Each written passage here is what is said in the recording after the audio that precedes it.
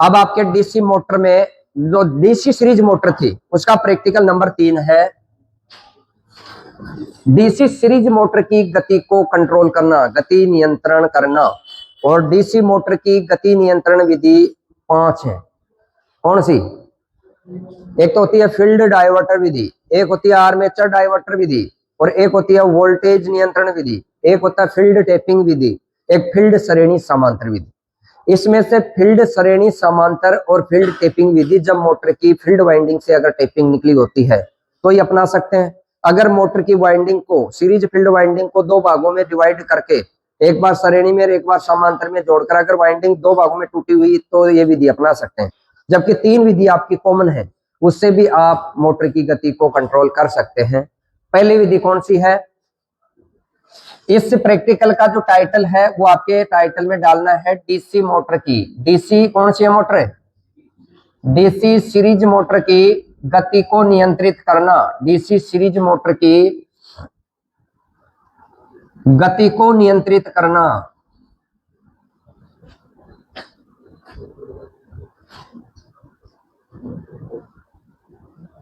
अब मोटर की गति को नियंत्रित करने के लिए आपको कितनी विधि अपनानी है? पहली है आर्मेचर डाइवर्टर विधि। आर्मेचर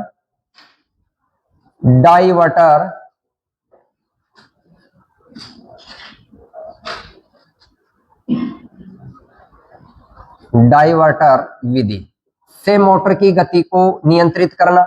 एक होती है फील्ड डाइवर्टर विधि, इससे भी अपन गति को नियंत्रित कर सकते हैं। और तीसरी विधि है वोल्टेज नियंत्रण विधि। वोल्टेज नियंत्रण विधि से भी आप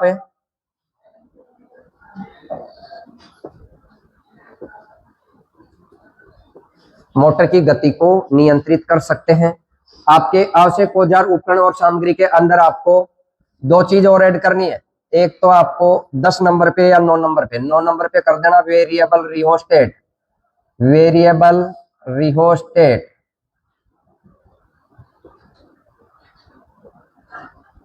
और एक आप कर देना मल्टीमीटर भी ऐड कर लेना। इसमें मल्टीमीटर भी आपको आवश्यकता पड़ती है। इससे पहले वाले प्रैक्टिकल में भी मल्टीमीटर को ऐड कर लेना है ना।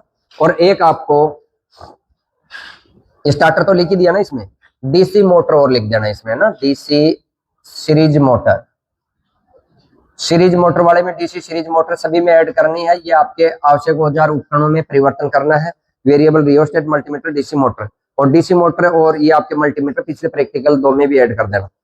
अब इसमें कार्यविधि का पहला पॉइंट है, सबसे पहले हम परिपथ आरेख बनाएंगे। सबसे पहले हम गति नियंत्रण का परिपथ आरेख बनाएंगे। गति नियंत्रण का परिपथ आरेख बनाएंगे। ये गति नियंत्रण का परिपथ आरेख हम बनाएंगे। पहले परिपथ आरेख के अनुसार कनेक्शन करेंगे। अब गति नियंत्रण की आपको मैंने बताई थी विधि 3। कौन कौन सी? फील्ड, आर्मेचर और वोल्टेज। पहले लिखो फील्ड डाइवर्टर विधि, या आर्मेचर कर लो पहले। आर्मेचर डाइवर्टर विधि। आर्मेचर डाइवर्टर में क्या होता है? आपका जो कनेक्शन है ये ऐसा का ऐसा ही रहेगा। कनेक्शन जो आपने किया ऐसा का ऐसा ही रहेगा। केवल आपके जो आर्मेचर वाइंडिंग के 2 सिरे हैं उनके बीच में आपको एक वेरिएबल रिहोस्टेट लगाना है।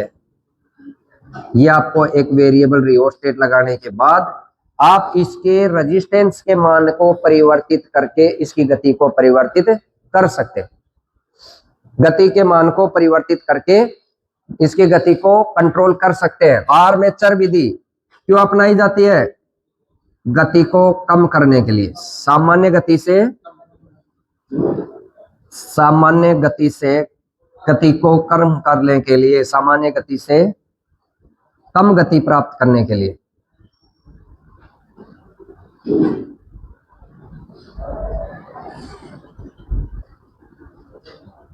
ये आप उतारो आर्मेचर डाइवर्टर विधि। इस विधि में आर्मेचर के समांतर आपको रेजिस्टेंस लगाना है। अब देखो ये तो आपको समझ में आ गया ना। गति नियंत्रण विधि में फर्स्ट विधि कौन सी थी? आर्मेचर डायवर्टर विधि। आर्मेचर डायवर्टर विधि के अंदर आर्मेचर के समांतर क्रम में आपका वेरिएबल रिहोस्टेट लगाया जाता है। आर्मेचर के किस क्रम में? समांतर क्रम में। ये आपके समांतर क्रम में केवल आर्मेचर के समांतर में लगाया हमने वेरिएबल प्रतिरोध। इसके मान को परिवर्तित करके अपनी गति को नियंत्रित कर सकते हैं और यह विधि आपकी सामान्य गति से कम गति प्राप्त करने के लिए की जाती है। अब दूसरा पॉइंट था अपना फील्ड डायवर्टर विधि। फील्ड डायवर्टर विधि के अंदर ये जो वेरिएबल रेजिस्टेंस है ये आपके केवल फील्ड के पैरेलल में लगेगा। इसमें आपके फील्ड के पैरेलल में लगाओ, फील्ड के समांतर क्रम में।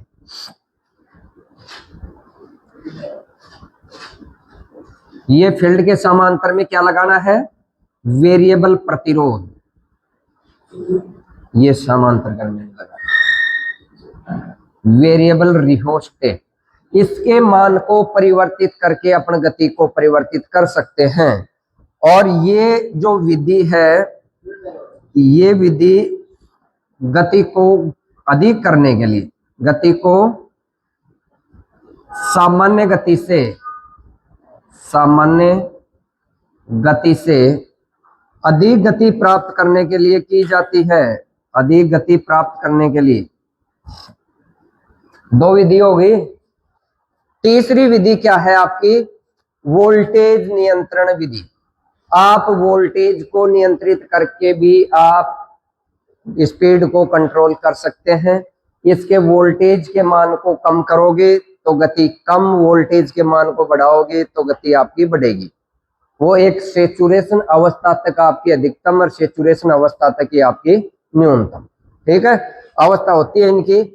इस विधि के अंदर आपको जहां सप्लाई लगी हुई है वहां आपको इसके अंदर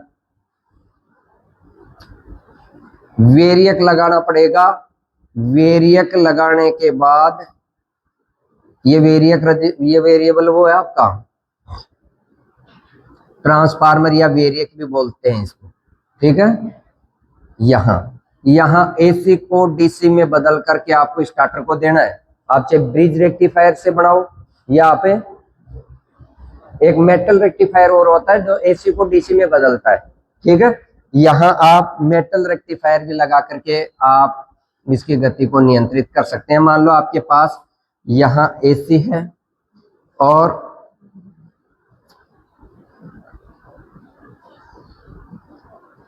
यहाँ मैं आपका ब्रिज रेक्टिफायर परिपथ बना करके भी एसी को डीसी में बदल देता हूं। ये आपके आउटपुट मिल गए यहां से और ये आपके इनपुट टर्मिनल हो।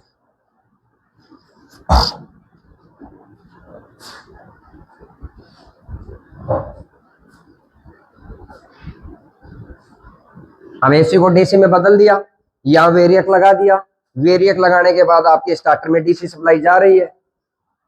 ये आपका ब्रिज रेक्टिफायर परिपथ बना दिया है, यहाँ ब्रिज रेक्टिफायर परिपथ और ये आपका वेरिएक।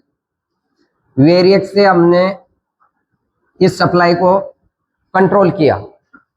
जो अधिकतम सीमा है वेरिएक की उससे अपन कम कर सकते हैं, अधिक नहीं। जैसे मान लो पहले 240 पे सेट था तो अपन इस पे 200 कर सकते हैं, 150 कर सकते हैं, 120 तक कर सकते हैं, 50 भी कर सकते हैं। ऐसे कम करके कम आपकी मोटर के पास वोल्टेज आएगा तो आपकी ये विधि हो जाती है वोल्टेज नियंत्रण विधि, ठीक है। 3 सर्किट बना दिया आपने। एक विधि का तो है आर्मेचर डायवर्टर विधि, दूसरी है फील्ड डायवर्टर विधि और तीसरी आपकी वोल्टेज नियंत्रण विधि, ठीक है। ये सर्किट बनाओ और चलो अपने इस विधि से मोटर की गति को नियंत्रित करते हैं। अब ये आपकी डीसी सीरीज मोटर है। प्रैक्टिकल क्या था आपका? इसकी गति को नियंत्रित करना। गति नियंत्रण की 3 विधि आपको बताई कि मेन विधि है आपकी फील्ड डायवर्टर, आर्मेचर डायवर्टर और एक वोल्टेज नियंत्रण विधि। पहले अपन कर लेते हैं आर्मेचर डायवर्टर विधि। ये आर्मेचर वाइंडिंग है, ये फील्ड वाइंडिंग है। दोनों को किस क्रम में जोड़ते हैं? श्रेणी क्रम में। श्रेणी क्रम में जोड़ दिया। अब इसको डीसी सप्लाई देनी है आपको, डीसी मोटर है तो डीसी सप्लाई से चलाएंगे। अब आपके पास स्टार्टर है, स्टार्टर में दो टर्मिनल है, एक तो आपका आर्मेचर का और एक लाइन का। अब आर्मेचर का और सीरीज फील्ड का आपके पास टर्मिनल बचा हुआ है, दो को जोड़ दिया आपने कॉमन।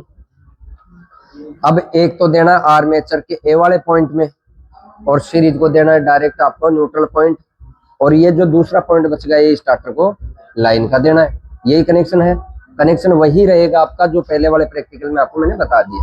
अब आर्मेचर डायवर्टर भी दिक्कत अपनाई जाती है। देखो जब स्पीड को कम करना हो, अब आपको केवल आर्मेचर वाइंडिंग लेनी है और आर्मेचर के पैरेलल में ये रियोस्टेट लगाना है। कनेक्शन वही सीरीज वाला कर दिया हमने। अब इसमें ये जो आर्मेचर के साथ एक तो रियोस्टेट जोड़ दिया, दूसरा आर्मेचर का सिरा ये था जो सीरीज के साथ जुड़ा हुआ है, यहां जोड़ दो। कॉमन के साथ जुड़ गया ना, इससे पहले हमने आर्मेचर के साथ जोड़ दिया। अब ये सीरीज फील्ड वाइंडिंग तो अलग ही रहेगी, सीरीज से हमने कोई वेरिएबल का कनेक्शन नहीं किया। एक तो कॉमन जहां जुड़ गया वहां जुड़ेगा और एक आर्मेचर का जहां इस टर्मिनल में जुड़ा वहां जुड़ेगा। अब आर्मेचर के पैरेलल में हुआ है।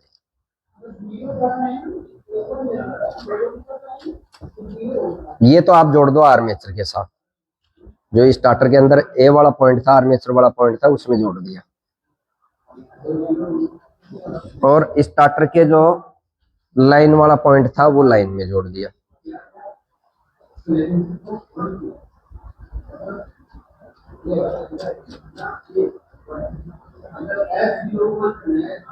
अब स्टार्टर के अंदर आपको सप्लाई देनी है, डीसी सप्लाई का पॉजिटिव, और सीरीज फील्ड को देना है नेगेटिव।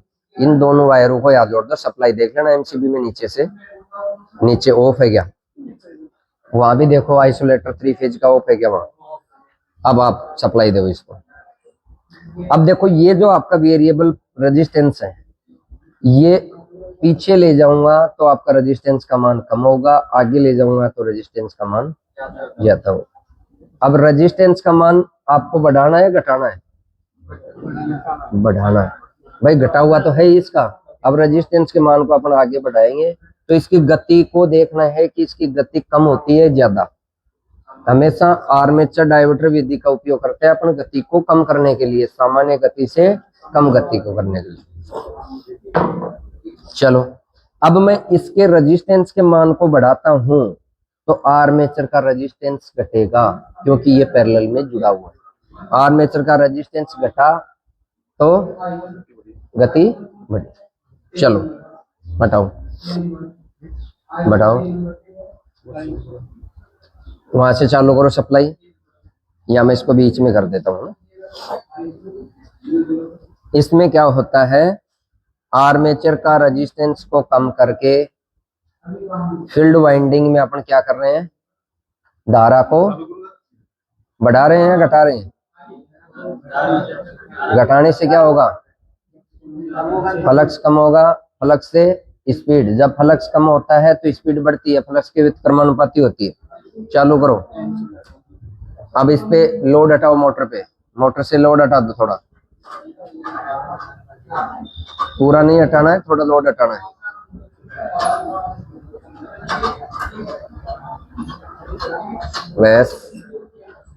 वैस करो। अब वहां से ऑन हो गया। अब देखना आपकी मोटर चलेगी, ये मोटर अपनी स्पीड पे चल रही है। अब रेजिस्टेंस के मान को मैं कम ज्यादा करूंगा। जब मैं रेजिस्टेंस के मान को बढ़ा रहा हूं तो गति बढ़ रही है, जब मैं रेजिस्टेंस के मान को घटा रहा हूं तो कम हो रही है। गति कम गति ज्यादा, रेजिस्टेंस के किसके हो गई, समानुपाती हो गई। जब मैं बंद कर वहां से आइसोलेटर, एमसीबी कर,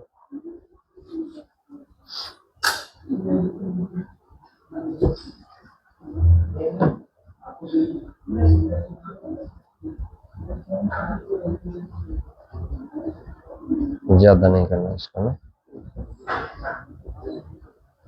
थोड़ा इसको ठंडा होने दे। अब ये जो रेजिस्टेंस लगा हुआ है आपके केवल आर्मेचर वाइंडिंग के पैरेलल में जुड़ा हुआ है। आर्मेचर और सीरीज फील्ड दोनों सीरीज में है और इसको केवल आर्मेचर के ही पैरेलल में लगाया गया है। और ये गति नियंत्रण विधि कब की जाती है? जब मोटर की सामान्य गति से आपको गति प्राप्त करनी हो। अब इसमें ये रेजिस्टेंस जोड़ दिया हमने 330 ओम का। अब इस रेजिस्टेंस के मान को मैं जैसे ही कम करूंगा तो इसकी गति पर क्या प्रभाव पड़ेगा? गति कम होगी। जबकि यही सिस्टम अपन फील्ड नियंत्रण विधि में, फील्ड डाइवर्टर विधि में अपनाएंगे तो उसकी गति बढ़ेगी। अब पहले अपन आर्मेचर का कर लेते हैं। अब सप्लाई ऑन करो। सप्लाई ऑन करके मैं स्टार्टर से मोटर को चलाता हूं।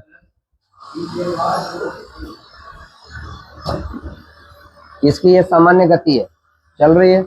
अब इसके रेजिस्टेंस को मान कम करके मैं इसकी गति को भी क्या कर रहा हूं?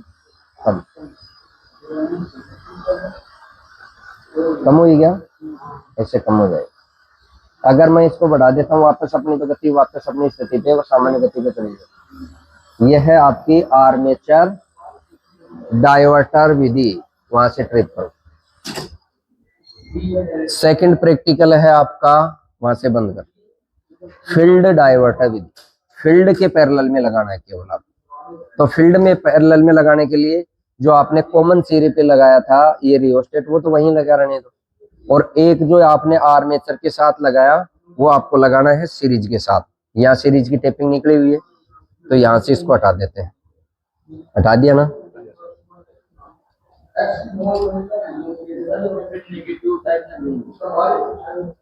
नेगेटिव को डायरेक्ट ही देते हैं अपने सप्लाई। हाँ, नेगेटिव से जुड़ेगा तो यहाँ से एक तो जुड़ ही गया, एक नेगेटिव से जोड़ देंगे। लेकिन ये आर्मेचर से तो हटाए ना एक बार, आर्मेचर से हटा दे। आर्मेचर से हट गया। अब इस सिरे को जहां आर्मेचर पे लगा हुआ था उसको सीरीज फील्ड के साथ जोड़ दो। अब सीरीज फील्ड वाला ये टर्मिनल था, यहां से इसकी टेपिंग हटाओ और ये लगाओ।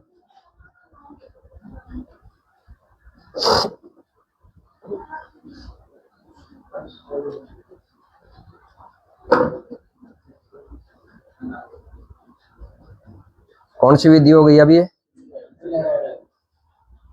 कब यूज करते हैं इसको? सामान्य गति से अधिक गति प्राप्त करने के लिए। चलो अब सप्लाई करो ऑन। सप्लाई ऑन करो।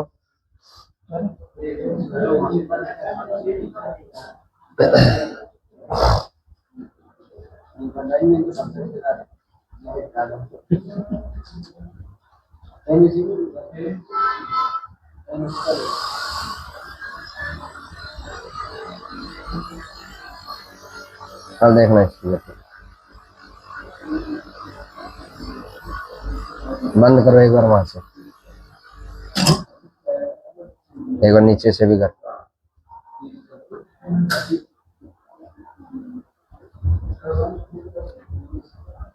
ठीक है, इस पे लोड लगाओ थोड़ा ताकि गति का पता लगे आपको। बस बस, अब लगाओ, चालू करो।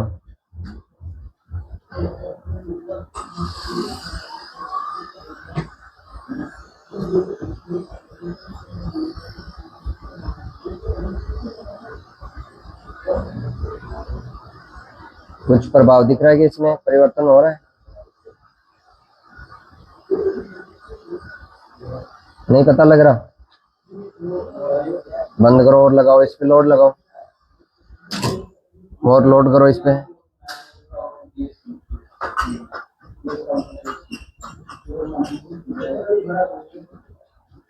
बिल्कुल तेरला जोर से मत लगाओ इसको, और थोड़ा ल्यूज कर, वापस कर, घूमेगी नहीं है फिर। और करो, और कर, ल्यूज करो, घूम जाएगी। ठीक है, हाथ हटा, लगा सप्लाई चालू कर, हाथ हटा ले वहां से।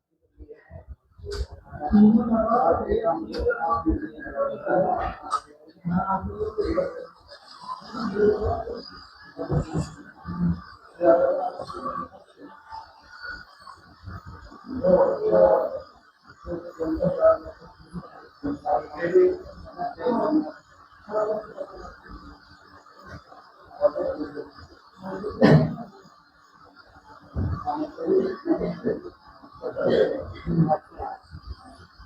बहुत फर्क पड़ रहा है ना, थोड़ा बहुत ही फर्क पड़ेगा। गति बढ़ रही है इसमें, लेकिन एक सेचुरेशन अवस्था होती है, उस अवस्था से ज्यादा नहीं बढ़ेगी।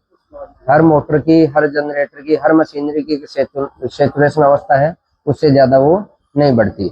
अब इसमें थोड़ा बहुत फर्क पड़ रहा है, गति बढ़ रही है, लेकिन इसकी सेचुरेशन अवस्था से ज्यादा नहीं बढ़ेगी।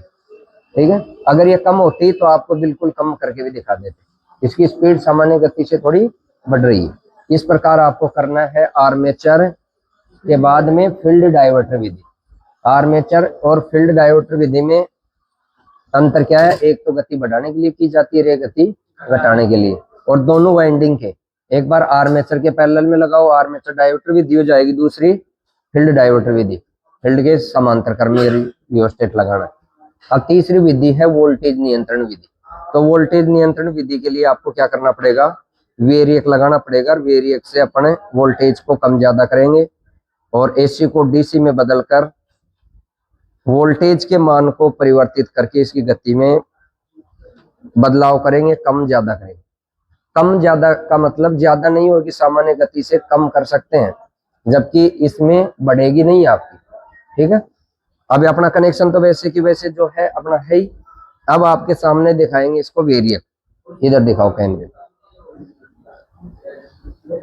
ये आपका वेरिएक है। आइसोलेटर के पास जो वेरिएक लगा हुआ है उसको दिखाओ हाथ लगा के।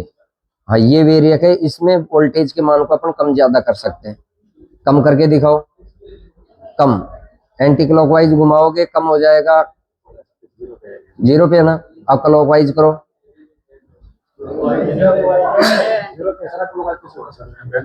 एंटी क्लॉकवाइज घुमाते पूरा तो ये हो गया आप 0 पे। अब क्लॉकवाइज घुमाएंगे ना, तब ये धीरे धीरे वोल्टेज के मान को बढ़ाएगा। इस पैनल के अंदर आपका रेक्टिफायर लगा हुआ है, जो एसी को डीसी में बदलकर आपको यहाँ से डीसी आउटपुट दे देगा। ठीक है, अब इसमें थोड़ा लोड कम कर, अब सप्लाई को करो ऑन, सप्लाई को ऑन करो। अब वोल्टेज को पहले 0 पे करो, सप्लाई ऑन करो। अब इस वेरिएक को धीरे धीरे आगे की ओर बढ़ाओ,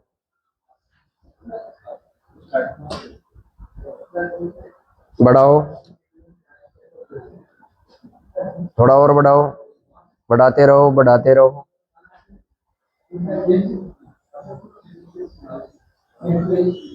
बढ़ाओ, चलाओ और बढ़ाओ। अरे बढ़ा, हाँ अब धीरे धीरे बढ़ाना। अब धीरे धीरे जैसे बढ़ाओगे ना, मोटर की स्पीड बढ़ेगी, देखना। बढ़ा और बढ़ाओ, अधिकतम सीमा जितनी है उतनी कर दो इसकी।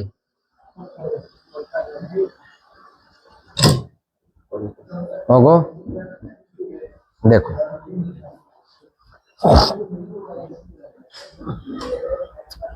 इसको यहाँ स्टार्ट कर देता हूँ मोटर को मैं। अब इसके वोल्टेज के मान को अपन बढ़ाएंगे तो बढ़ गई, अब घटाएंगे इसको, देखो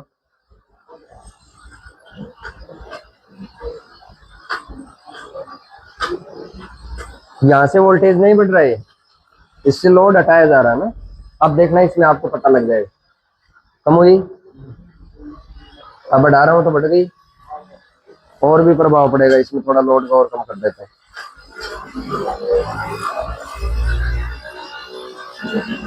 अब कम करना हो तो वोल्टेज के मान को कम कर दिया,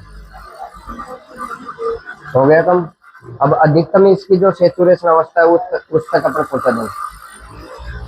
ठीक है, ये अधिकतम हो गई। कम करना हो तो इसके वोल्टेज के मान को कम कर, ठीक है। 0 करना हो तो इसको बनो। ठीक है, तीनों अवस्था, तीनों विधि आपको बता दी गई है। आर्मेचर डाइवर्टर, फील्ड डाइवर्टर और एक आपकी वोल्टेज नियंत्रण विधि। टेपिंग वाला इसमें फंक्शन नहीं है, वो मोटर के अंदर से पहले से टेपिंग निकाली जाती है, वो टेपिंग विधि हो जाती है। बाकी आपके जो कूलर की मोटर होती है ना, उसमें टेपिंग लगी होती है कम ज्यादा रेजिस्टेंस वाली, ऐसे इसमें भी कम ज्यादा रेजिस्टेंस वाली होती है। ठीक है, ये आपकी सीरीज मोटर के गति नियंत्रण की विधियां। अब चले, अब अगला प्रैक्टिकल होगा डीसी शंट मोटर का जो 3 पॉइंट स्टार्टर है उसकी कंट्रोल और पावर वायरिंग का। ठीक है, ये आ गया समझ में? चलो।